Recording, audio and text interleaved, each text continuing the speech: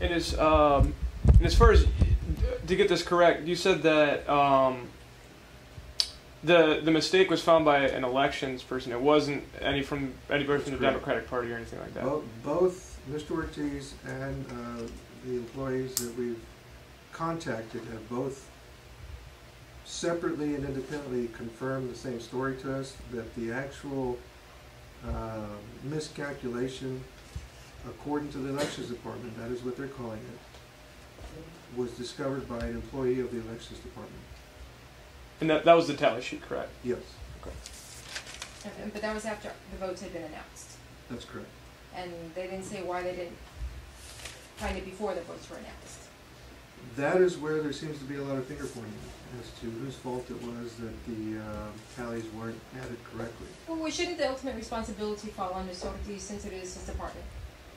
Ultimately, as a department head, rightfully or wrongfully, if somebody in your department makes a mistake, it goes back on you.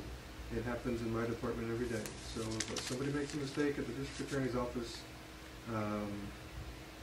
it ultimately goes back to me because the buck has to stop with somebody. Part of the problem could be that ordinarily on these recounts, according to the code, you have various levels. You have a committee, you have a supervisor, you have a coordinator, and then you have the elections administrator. So you got 4 levels to check numbers. And in this particular instance, Mr. Ortiz was all of those combined. But you don't know how many times they counted the tallies to make sure they were correct. Well, they did just once and took that number. Right. We're not aware of how many times. He did not specify how many times he tabulated it.